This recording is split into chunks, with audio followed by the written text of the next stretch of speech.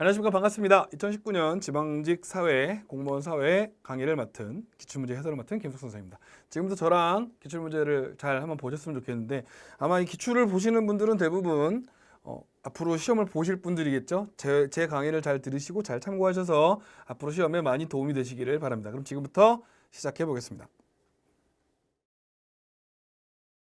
자, 1번입니다. 우리나라 현행 국회의원 선거에 대한 설명으로 옳지 않은 거예요. 여기서 지금 현행 국회의원 선거입니다. 일단 당연하겠지만 선거구 법정주의는 당연히 하고 있고요. 그 다음에 원양어선 선원들에 대한 선상투표 하고 있어요. 이거 일종의 뭐라 그럴까요? 그 부재자 투표처럼 하고 있습니다. 그 다음에 비례대표 의석은 각 정당의 득표율에 따라 분배된다. 네, 배분된다. 예, 맞는 말이고요. 그 다음에 유효 투표수의 과반수를 얻어야 당선되는 절대다수제가 아니라요. 우리가 보통 이제 상대다수제라고 해가지고 혹은 뭐 단순 다수제 이렇게 얘기하기도 하는데 유효 투표수의 과반수를 얻는 거. 그러니까 보통 이제 과반수를 얻어서 당선되는 투표제는 이제 우리가 결선 투표하고 막 이런 건데 우리는 그렇진 않죠.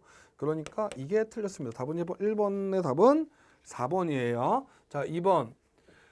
자, 2번 보시죠. 자연 상태에서 인간은 자연적 권리를 무제한적으로 행사함으로써 서로 끊임없이 서로 투쟁하고 두두두 나오죠. 여기서 보시면 죽음의 공포 속에서 살아가요. 그러니까 이 무서운 거를 극복하기 위해서 이거 누구 얘기냐면 홉스 얘기입니다. 홉스의 사회계약론에 대한 얘기고 여기서 네. 두 번째는 사회계약을 통해서 일반 의지를 형성하고 이렇게 났으니까 요거는 루소 얘기하는 거고요. 요 마지막은 로크를 이야기하는 거랍니다. 그러면 다시 한번 보시면 자, 홉스는요. 절대군주제 폐지를 주장하는 사람이 아니라 오히려 홉스는 절대군주제를 옹호하는 사람이에요. 그 다음에 루소는 개인의 정치 참여를 옹호한다. 네, 루소는 직접민주주의를 아주 좋아했고요. 간접민주주의를 별로 좋아하지 않았어요. 네, 간접민주주의는 네, 주권은 대표되지 않는다는 말을 할 정도로 간접민주주의를 별로 안 좋아했던 사람이기 때문에 잘 기억해 주시고요. 그 다음에 3번에 다에서는 자연권을 침해한 정부에 대한 저항권, 로크는 저항권을 찬성한 사람이죠. 그러니까 저항권을 부정했다란 말은 틀렸고요. 그래서 이건 틀린 얘기고 국민주권론을 주장하는 건 로크하고 루소가 되겠죠. 예, 넘어가겠습니다. 답은 그래서 2번이에요. 국제사회의 행위 주체에 대한 설명으로 옳은 겁니다. 국제사회 행위 주체. 여러분 유럽연합 같은 EU 같은 유러피언 유니언 이거는 정치, 경제, 사회, 문화적인 측면에서 모든 면에서 다 같이 하고 있는 기구죠. 그렇기 때문에 예를 들면은 기능적 범위가 제한적인 기구는 대표적인 게 예를 들면 나토, 예, 국대서양 뭐 조약기구 해가지고 방위조약 군사적인 것만 함께 하는 거죠. 그러니까 이런 게 있는 거죠. 그래서 이거는 포괄적인 국제기구 맞고요. 국제연합과 국제사면위원회는 정부 간 국제기구다. 맞지만 여기 국제사면위원회는 정부 간 기구가 아니라 비정부 기구예요. 국제사면위원회는 정부 간 기구가 아니라 이거는 정부의 대표가 모이는 게 아니라 비정부 기구거든요. 그래서 틀렸고요. 여러 나라의 계열을 두고 대기업은 국제사회의 행위 주체는요. 당연하겠지만 대기업, 그러니까 다국적 기업이죠. 다국적 기업은 행위 주체가 될 수 있습니다. 당연한 얘기죠. 전직 국가원수나 저명예술관은 행위 주체가 될 수 있죠. 예를 들면은 뭐 지금 이제 오바마 전 대통령이죠. 오바마 대통령이 만약에 어느 나라에 가서 뭐 갈등을 중재한다고 갔어요. 그러면 그 사람의 이름은 절대 가볍지 않습니다. 전직 미국 대통령이 가서 갈등을 중재한다고 가는 건 절대 가볍지 않습니다. 그렇습니다. 그 다음에 4번 문제 보시죠. 답은 그래서 답은 그래서 1번이고요. 4번 우리나라의 국가기관의 견제에 대한 설명. 이건 이제 견제라는 건 삼권 분립 얘기하는 거죠. 그러니까 그 삼권 분립에서 권력기관의 분립. 자, 국회에 의결된 법률안에 대해서 다시 심사해 줄 것을 요구할 수 있어요. 예. 거부권하고는 제의하고 거부권은 좀 다른 개념입니다. 제2예고대 법안은 국회가 제적의원 과반수 출석과 출석의원 과반수의 찬성으로 의결하면 법률로서 확정된다. 예, 맞습니다. 그 다음에 일반 사면은 국회 동의 얻어야 되는 거 맞죠? 특별 사면은 동의를 얻을 필요가 없지만 일반 사면은 국회의 동의를 얻어야 됩니다. 그 다음에 국회는 대통령에 대한 여기 보세요. 탄핵 심판권을 갖는 건 누구?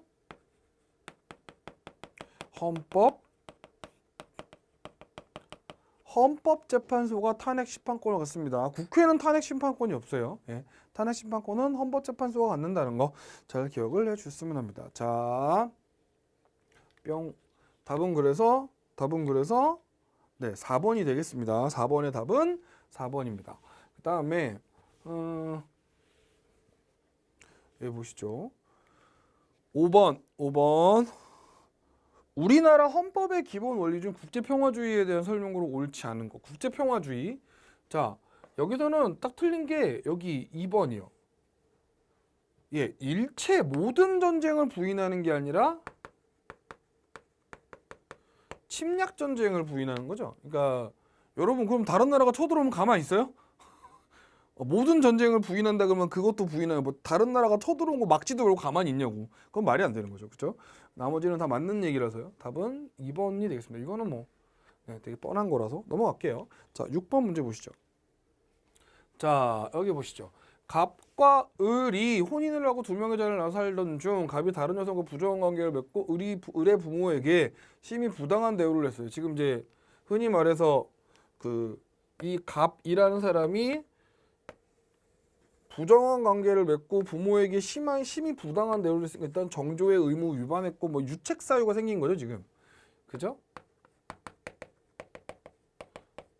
유책 사유가 생겨. 우리나라 혼인은 유책주의이기 때문에 이혼을 요구했으나 갑이 거부했대요. 그래서 재판, 자 이혼 소송을 한 거죠. 그러니까 여기 보시면 옳지 않은 건데 이혼 숙려 기간은요 여러분 뭐에만 해당되는 거냐면 협의 이혼에 대해서만 해당돼요. 이혼 숙려 기간을 따지는 건 뭐만? 협의 이혼의 경우에만 이혼 숙려 기간을 따지는 거지. 재판상의 이혼은 재판에서 판결이 나는 순간 그냥 이혼 확정입니다. 네. 그다음에 공동으로 마련한 재산에 대해서 분할 청구할 수 있죠. 그러니까 이게 지금 재판상의 이혼이든 협의 이혼이든 재산 분할은요 부부가 공동으로 만든 재산을 의미하는 거기 때문에 재판상의 이혼에서 재산 분할은 결혼 이후에 만들어진 재산에 대해서는 재산 분할을 다 인정합니다. 예, 되게 중요한 겁니다. 그래서 이건 틀렸고요. 그러니까 답은 2번이겠죠. 을은 갑에 대해서 손해배상을 청구할 수 있죠. 우리가 보통 이 손해배상을 보통 뭐라고 그래요? 네, 위자료 그러죠. 위자료. 그 다음에 자녀를 직접 양육하지 않게 된 일방은 특별한 사정이 없는 한 면접 고소권을 갖습니다. 예, 당연합니다. 자녀를 만날 수 있어요. 네, 특별한 사정이 없는, 여기서 말하는 특별한 사정이라는 건 뭐 자녀에게 신체적 위해를 가한다든가 아니면 협박을 한다든가 뭐 이런 식으로 그런 것들을 할 때, 그리고 뭐 자녀에게 무슨 정서적으로 전혀 도움이 안 되는, 뭐 예를 들면은 면접권이 있는 아빠가 뭐 예를 들면 마약을 한다든가 이런 케이스에 대해서는 면접 교섭을 못 하도록 막지만 그러지 않는 경우라면 면접 교섭권을 갖도록 합니다. 자, 그래서 답은 2번이고요. 7번입니다. 가에 포함되는 법률만을 보기에서 고른 거. 네, 여기서 보시면 알겠지만 모순과 부정행위에 등장해서 여기 사적 영역에서 국가가 개입해서 공적 규제를 가할 수 있도록, 이걸 뭐라고 얘기하냐면 사회법 이렇게 얘기합니다. 자, 사회법 이렇게 얘기합니다. 여기서 형사소송법은 형사소송법하고 국가배상법을 우리가 뭐라고 얘기하냐면 공법이라고 합니다. 국가와 개인 간의 관계를 규정한 법, 이걸 공법이라고 얘기하고요. 그 다음에 민법은 사법이죠. 민법은 사법입니다. 네.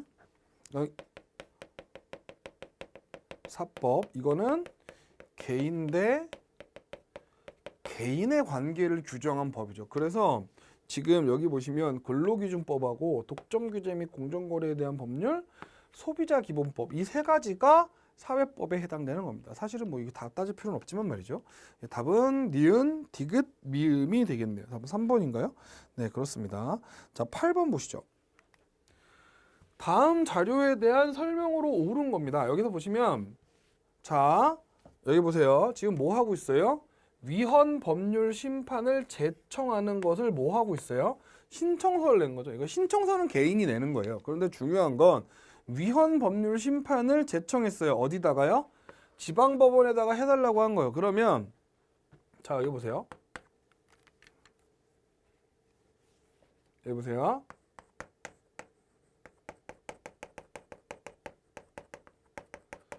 자 위헌 법률 심판은 일단 개인이 지금 현재 재판 중이에요. 재판 중. 이건 뭐 민법이든 민사든 형사든 재판을 하고 있는데 지금 자신에게 적용된 뭐 그 재판에서의 그 법률이 위헌 소지가 있다고 판단한 거예요. 누가요?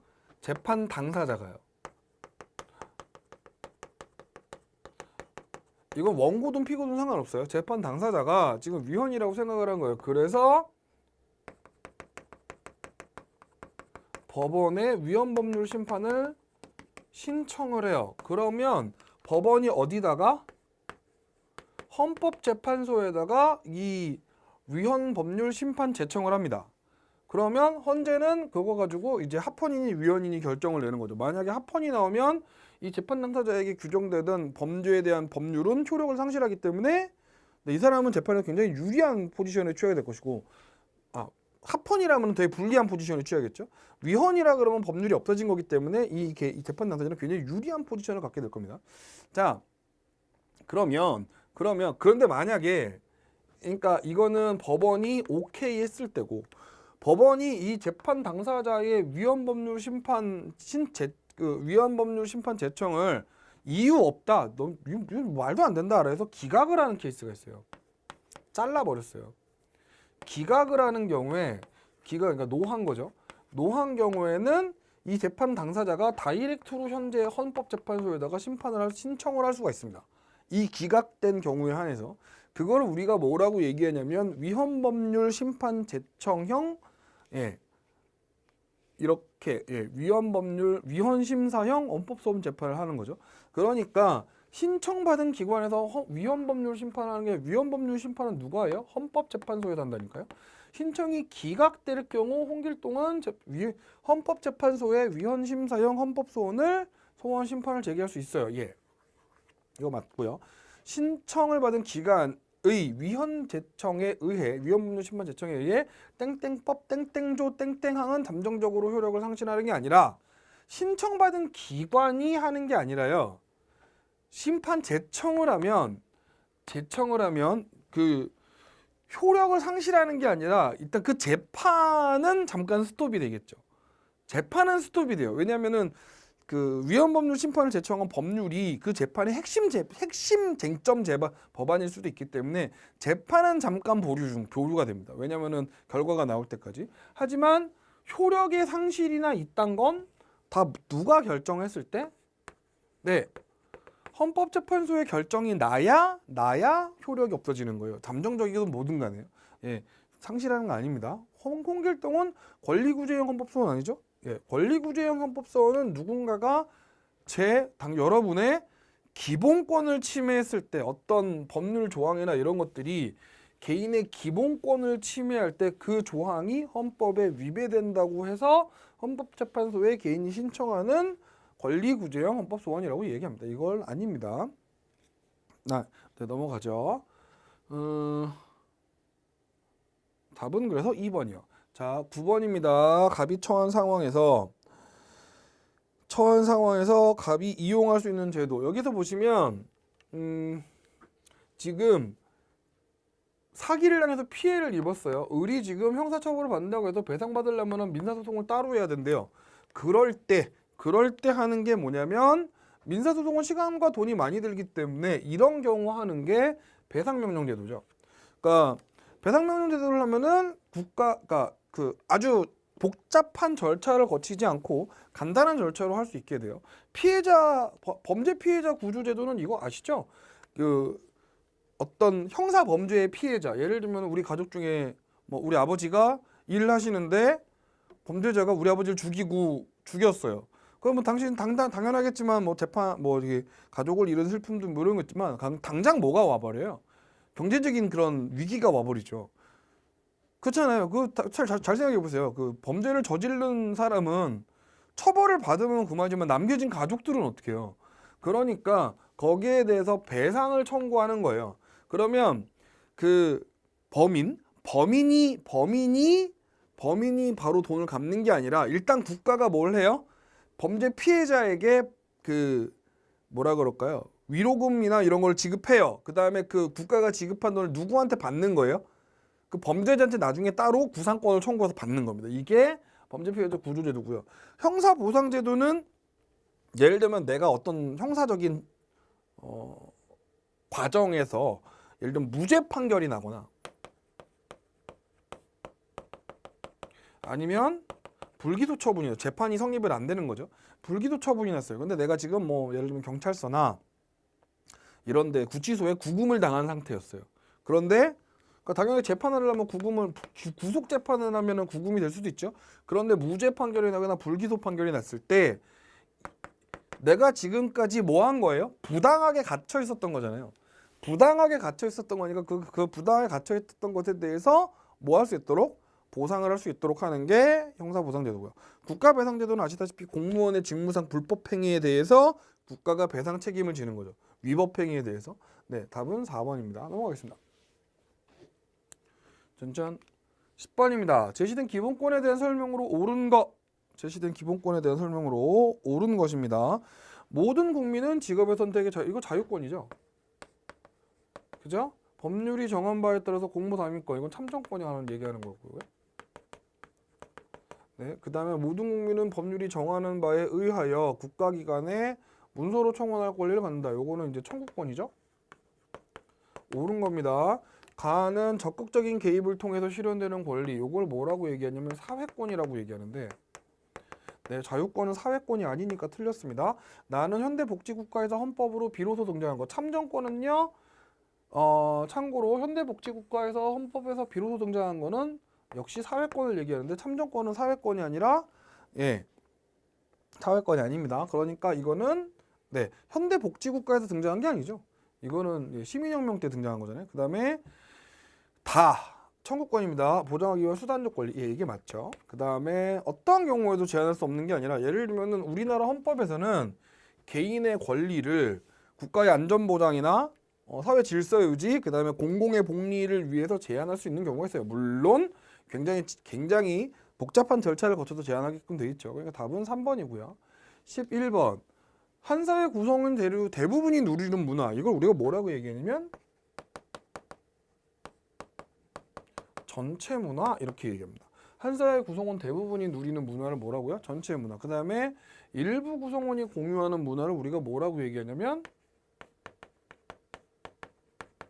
하위 문화 이렇게 얘기합니다. 전체 문화, 하위 문화 이렇게 얘기하는데 여러분들이 좀 잘못 생각을 하기가 쉬운 게 뭐냐면 자 이게 여러분 사실 개인적으로 생각하면 우리 교과서 고등학교 교과서에도 나와 있는 거지만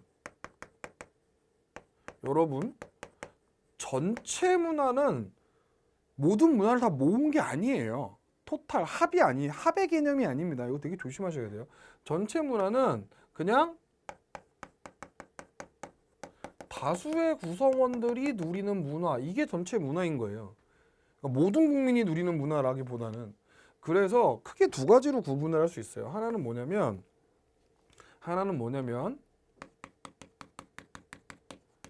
법률이나 규범 같은 것들이 가장 대표적인 전체 문화의 사례예요. 횡단보도 신호등 같은 거 생각해 보시면 이해하기 쉬워요.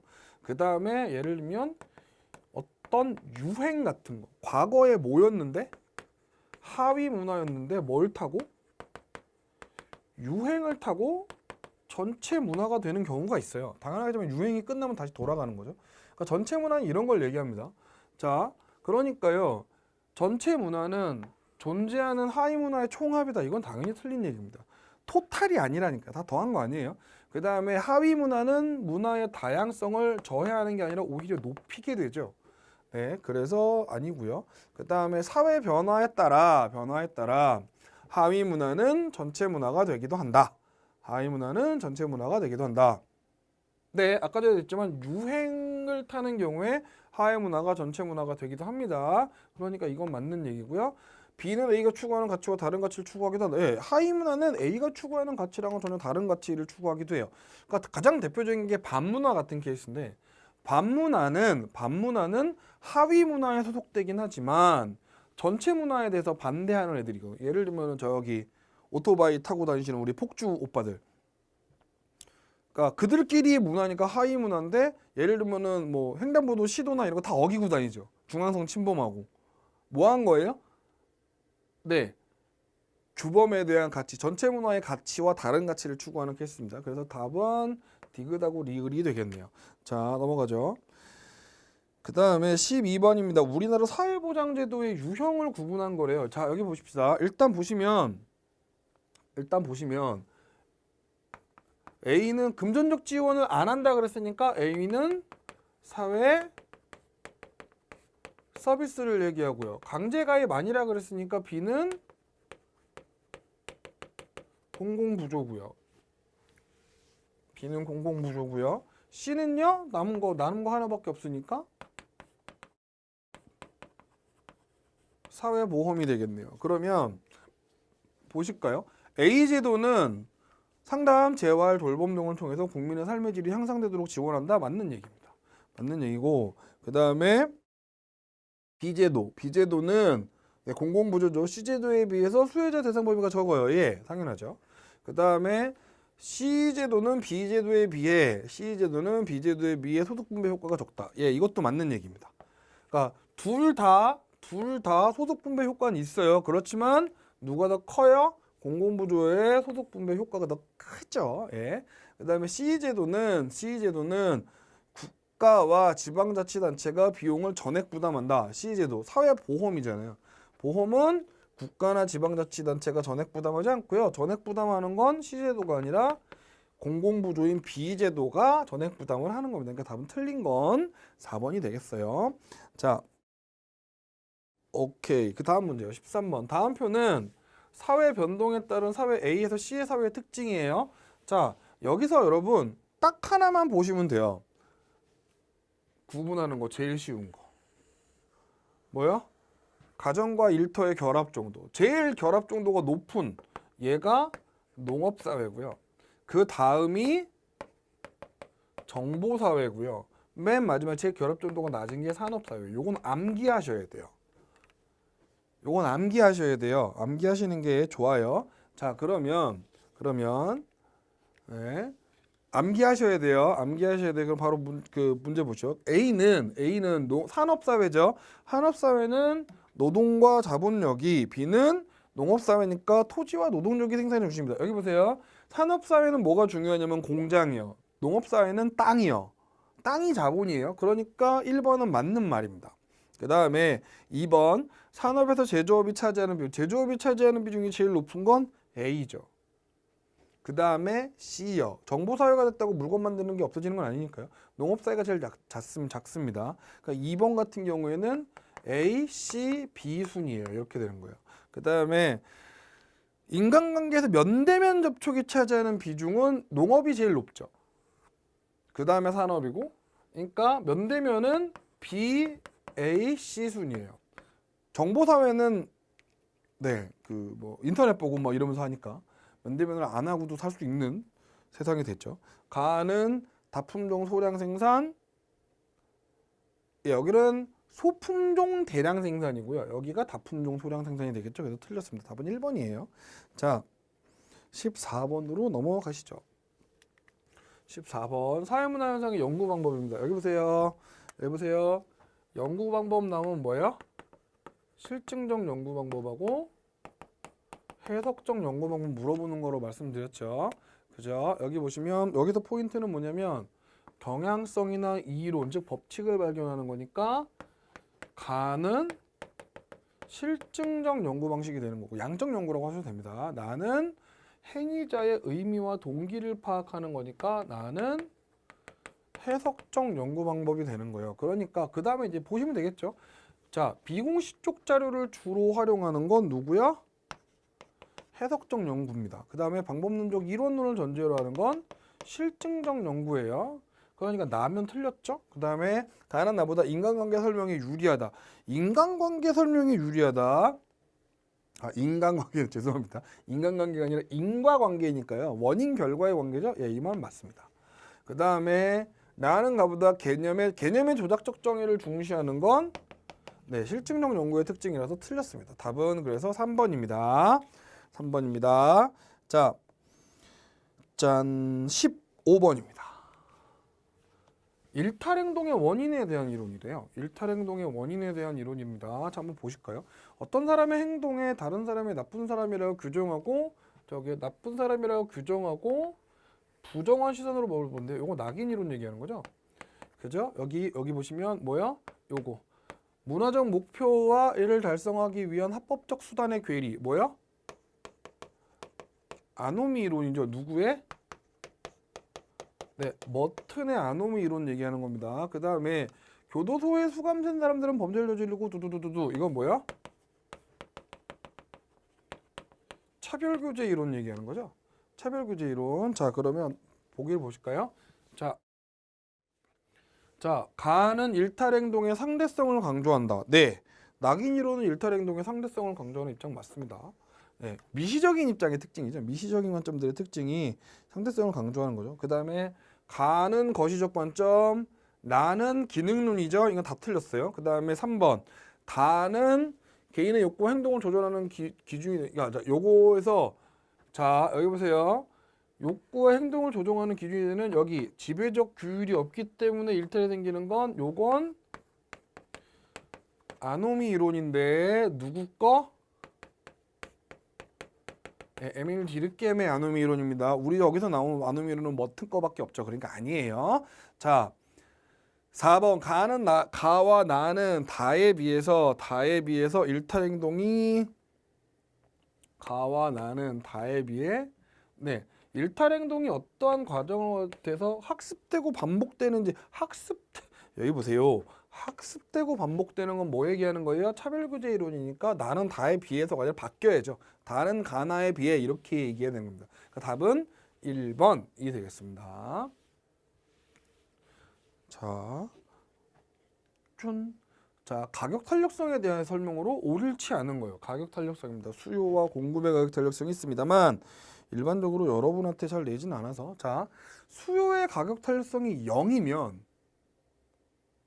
자, 수요량은 절대 변화하지 않는다. 여기 보세요. 여러분, 이건 다 그래프 그려보는 게 제일 쉬워요. 이해하기. 자, 가격 탄력성이 0인 상황이면요. 자, 수요 공급 곡선이 있는데 뭐가? 가격 탄력성이 0이라는 건 기억하시죠? 수요 곡선이 일자로 서는 겁니다. 공급 곡선이 만약에 이렇게 올라간다면 자, 예를 들면 공급량이 변해서 이게 왔다리 갔다리 하면 뭐는 변하지만 가격은 오르락 내리락 하겠죠. 얘가 왔다 갔다 하면. 하지만 뭐는 안 변해요? 수요량은 변화하지 않죠. 이거 맞는 말. 수평축은 수요량, 수직축은 가격. 네, 이렇게 되는 거죠. 수요량 Q, 가격을 나타낸다고 할때 수요의 가격 탄력성이 여기 보세요. 무한되면요. 디맨드 커브가 수평이 되는 겁니다. 그러니까 아까 전에 0일 때는 수직, 무한되면 수평. 자, 그러니까 이렇게 되는 거죠. 이렇게 되는 거죠. 0 오메가. 예. 그 다음에 이 사이의 사이의 값을 갖는 거죠. 예. 자, 그 다음에 공급의 이건 틀렸어요. 그래서 공급의 가격 탄력성은 공급량의 변화율을 가격의 변화율에 나누는 것이다. 여기 보세요. 가격 탄력성은요. 기본 베이스가 뭐냐면 가격이 변했을 때 공급량이 얼마나 변하냐예요. 다시 뭐라고요? 가격이 변했을 때 가격 변화율에 따른 공급량의 변화율. 그러니까 바뀌었어요. 뭐 분의 뭐? 공급량의 변화율을 가격의 변화율로 나누는 게 아니라 가격의 변화율에 공급량의 변화율을 나눈 거죠. 얘가 분모로 가야 되는 거예요. 얘가 분모로 가는 거예요. 그러니까 틀렸습니다. 그다음에 공급의 가격 탄력성이 탄력적이면 네, 가격이 1% 상승할 때 공급량은 네, 1%보다 더 크게 이 말은 맞는 말이군요. 죄송합니다. 공급량의 변화율을 가격 이게 분모로 들어가는 게 맞네요. 네, 가격으로 분모로 들어가니까 이 말은 맞는 말입니다. 죄송해요. 제가 잠깐 헷갈렸어요. 정신이 나가나 봐요. 자, 4번 공급의 가격 탈성이 탄력적이면 예, 가격보다 더 많이 올라가는 거겠죠, 공급량이. 네, 답은 그래서 2번이 되겠네요. 2번. 네, 어렵지 않습니다. 자, 17번 보시죠. 자, 여기 이런 여러분들 그 공무원 보시는 분들 중에 이 뭐지? 이 비교의 따지는 걸 되게 못 하시는 분이 많은데, 자, 여기 보세요. 비교의 문제는요, 이런 스타일 문제는 되게 쉽게 접근할 수 있어요. 쉽게 보세요. 자, 저 보세요. 이거 알아놓으시면 여러분 정말 꿀팁. 자, 순서대로 따라가십시오. 첫 번째, 이걸 봤죠? 자, 일단 첫 번째로 맨 처음에 지금 이게 생산량으로 비교의를 구분하는 건지 아니면 생산 비용을 중심으로 비교 우위를 구분하는 건지 구분을 먼저 하셔야 돼요. 구분을 하셔야 돼요. 그래서 근데 여기는 뭐라고 나왔어요? 지금 생산 가능한 생산의 최대 생산량이라 그랬으니까 뭐가 채택되는 거예요? 생산량을 베이스로 해서 네, 비교 우위를 따지는 게 나왔어요. 그 다음에 두 번째, 표를 줄 거예요. 표를 주면 무조건 뭘로 그리세요? 그래프로 그리세요. 그게 쉬워요. 여러분 진짜 제발 믿으세요. 그게 쉬워요. 보여드릴게요. 이 표를 그려볼까요?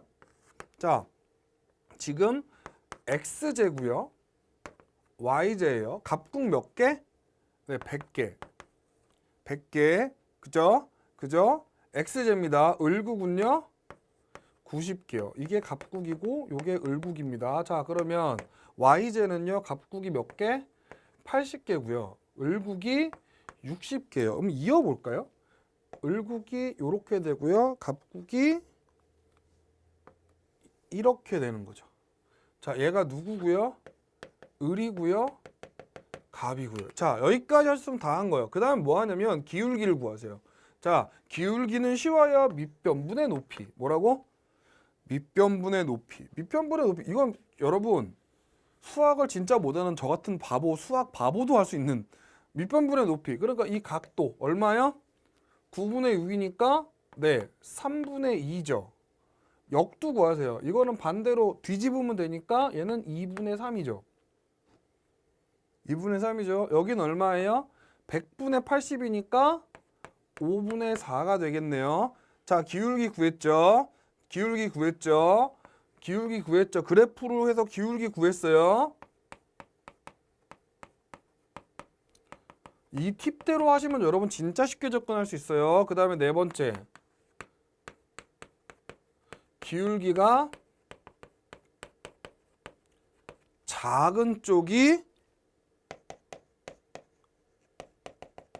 기회비용이 작은 겁니다. 기울기가 작은 게 기회비용이 작은 쪽이에요. 그러니까 그러니까 뭐가 더 특화되는 거예요? 기울기가 작은 쪽. 자, 그러면 여기 보세요. 3분의 2하고 5분의 4 중에 누가 작아요? 3분의 2가 작죠. 그러니까 을은 뭐를 특화하는 거예요? x제를 특화하는 거예요.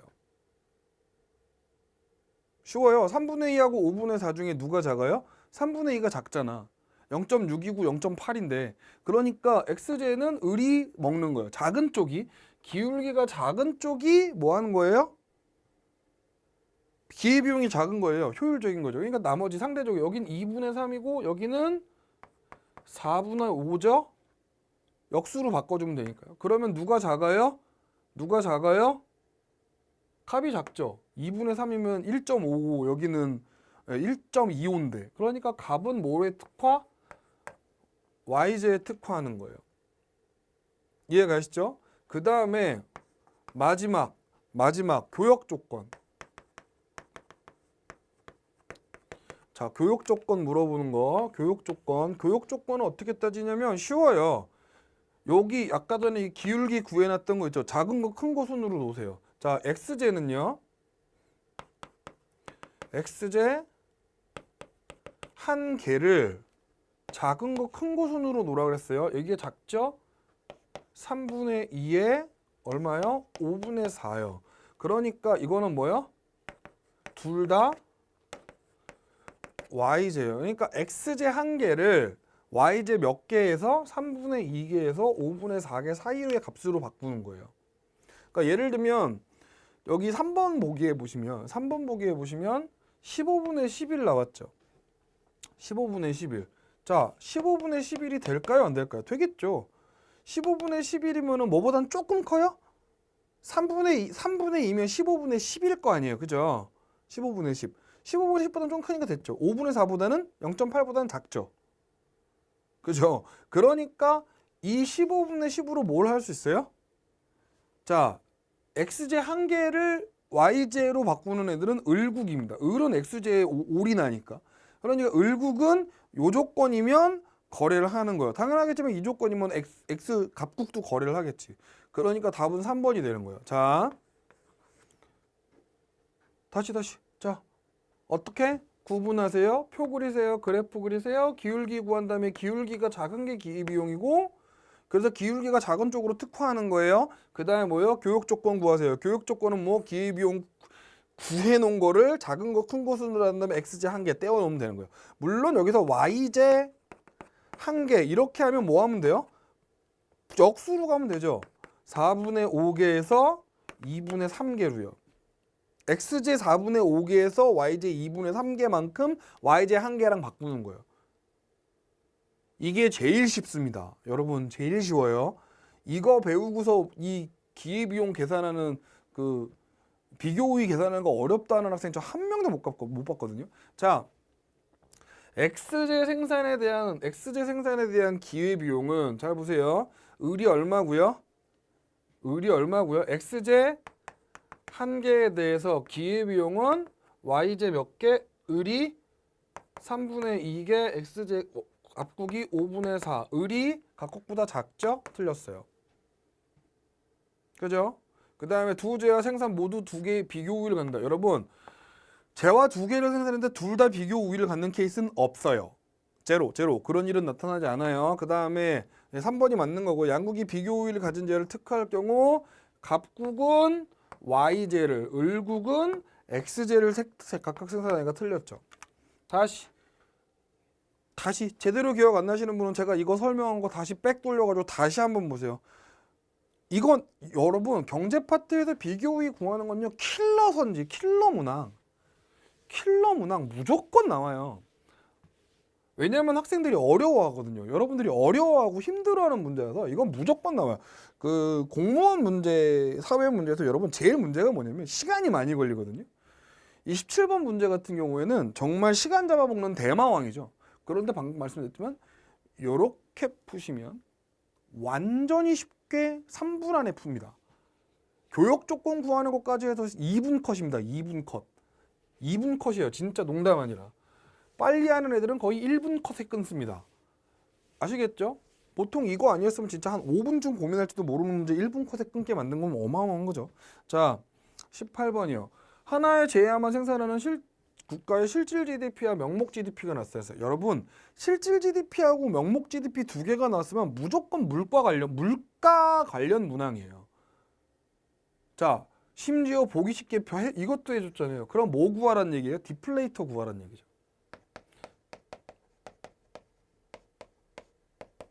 GDP 디플레이터를 구하라는 거예요. GDP 디플레이터는 어떻게 구해요? 네, 실질 GDP분의 명목 GDP 곱하기 100. 쉽죠? 그러니까 얘는 얼마요? 100분의 100에 100이니까 100이죠. 100이 기준. 얘는 여기 보세요. 얼마요? 110분의 곱하기 100이죠. 얼마? 띡띡 1. 그러니까 뭐요? 100이요. 그러니까 얘는 뭐가 2016년에서 2017년 사이에는 뭐가 안 오른 거예요? 물가는 안 변한 거예요. 물가는 안 변했는데 실질 GDP가 늘었죠. 그러니까 생산량은 늘어난 거지. 자, 그런데 여기는요 실분의 명이죠. 그러니까 실질 GDP 얼마야? 여기는 100분의 110 곱하기 100. 그러니까 지우면 얼마? 110이 남죠. 그러니까 여기는 물가가 오른 거예요. 생산량이 늘진 않았는데 물가가 오른 거예요. 그러면 보세요. 2017년의 물가는 2016년에 비해서 상승 안 했죠. 물가 안 변했다 그랬어요. 자, 그 다음에 2017년의 생산량은 뭐만 보면 아니면 사실은 이건 실질 GDP만 보면 알아요. 생산량의 변화는. 그러니까 증가했죠? 2017년은 그죠? 그러니까 이게 답. 2018년의 물가는 2016년에 비해서 올랐죠. GDP 디플레이터가 110으로 뛰었잖아요. 2016년은 100인데. 그죠? 10% 가까이 오른 거예요. 그러니까 틀렸고요. 2018년의 생산량은 2017년에 비해서 자, 실질 GDP를 보면 110에서 100으로 감소했죠. 이것도 뭘만 보면 알아요? 실질 GDP만 보면 아는 거예요.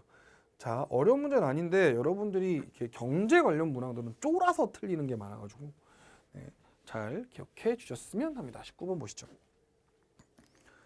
경제활동 참가율이 80이고 고용률이 60인 국가의 실업률이래요. 자, 대부분 학생들이 이렇게 되게 단순 무지한데 숫자만 이렇게 띡 쪄주면 뭐 하라는 거지? 자, 여러분 개념을 아셔야죠. 일단 실업률을 구하고 경제활동 참가율의 고용률을 구하면 일단 고용률은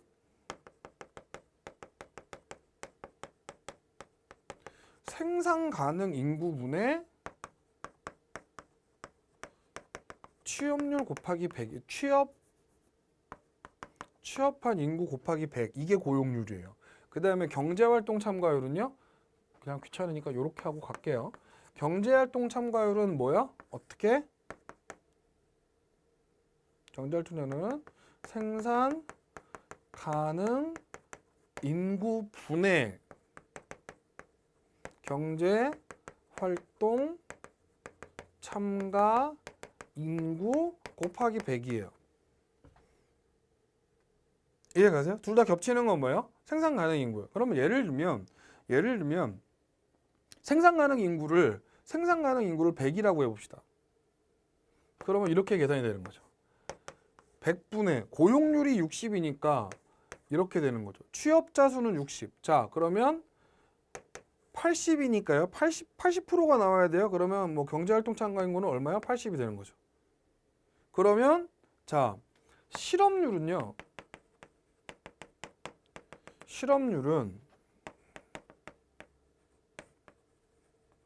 경제활동 인구 분의 실업자 수고요.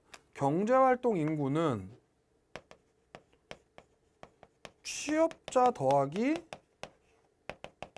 실업자거든요. 근데 지금 우리는 뭘 알아요? 취업자 수 알잖아요. 60이요. 얘가 얼마고요? 경제활동 인구가 80이요. 그러면 실업자는 얼마요? 실업자는 20이요. 그러면 실업률은 경제활 80분의 20이 되니까 100분의 20 아닙니다. 80분의 20이 되니까 얼마요? 25%가 되는 거죠. 답은 그래서 4번이 됩니다. 이거는 이걸 기억하고 계셔야 푸는 문제. 예, 문제 자체의 난이도가 어려운 건 아니지만 네, 경제활동 참가율, 고용률, 실업률의 공식을 머릿속에 넣고 계셔야 푸는 문제입니다. 네, 넘어갈게요. 20번이에요. 다음 표는 한 국가의 구간별 소득세율입니다. 여기 보세요. 공제는 없고요. 자, 그러면 이걸 어떻게 계산할 수 있냐면 예를 들면 이렇게 되는 거죠. 자, 예를 들면 2017년 걸 해볼까요? 자, 요쪽이 돈이고 요쪽이 세율 해봅시다. 이렇게 되는 거죠. 2천만 원에서 5%. 그 다음에 5천만 원에서 얼마? 네. 20% 이렇게 되는 거죠. 여기는 35%가 되는 거예요. 네. 25%. 이게 어디? 2017년 거. 그러면 2018년 건 어떻게 되는 거예요? 10%여서 얼마로? 10에서 너무 많이 했다. 20%. 네. 20%. 그 다음에 30% 구간으로 가는 거죠. 이렇게. 그러니까 지금 2017년에 비해서 2018년의 소득세는 누구한테는 더 많이 걷고요. 예, 2천만 원 이하의 소득자에겐 더 많이 걷고 5천만 원 이상의 소득자는 세금을 줄이는 아주 예, 누진세 엉망진창인 세금으로 바꿔놨네요. 자, 보실까요? 자, 그러면 자, 2018년에는 누진세 맞죠? 2018년엔 비례세는 여러분 간접세예요. 네, 소득세는 간접세가 아니니까 비례세라는 건 말이 안 됩니다. 비례세는 여러분 어떤 거 비례세라고 하게요? 가장 대표적인 비례세. 예. VAT, 부가가치세요. 예. 이게 대표적인 VAT죠. 예, 비례세죠. 소득이 2천만 원인 사람의 2018년 소득세액은 2017년 소득세액에 비해 소득 세금액이에요. 얼마겠어요? 2018년 소득세금 10% 뛰는 거잖아요. 그죠? 2천만 원이 10%니까 2018년에 소득세는 200만 원이 나와요. 그죠? 여기는요. 2017년은 100만 원이 나오고요. 몇 프로 증가했어요?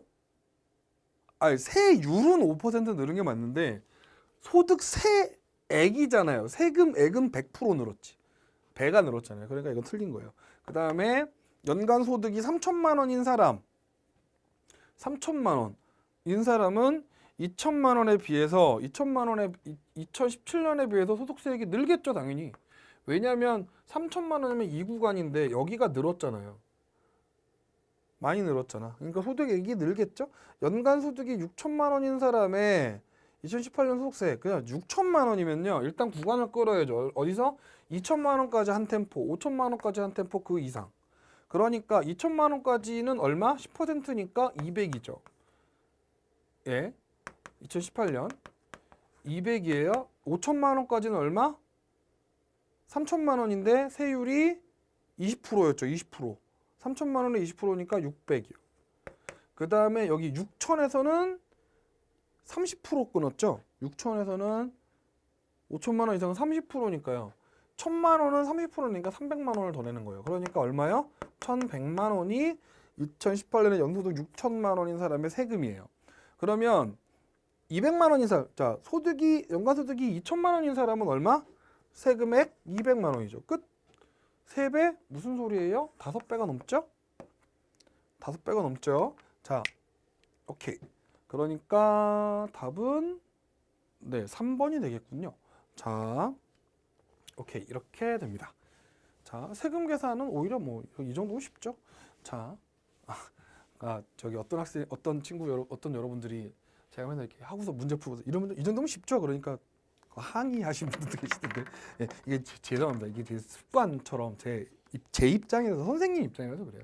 자, 여기까지 해서 2019년 지방직 공무원 구급 공무원 사회 문제를 해설을 해봤습니다. 앞으로 시험을 보실 분들에게 많은 도움이 되길 바라고요. 저는 이만 여기서 인사드리겠습니다. 수고하셨습니다.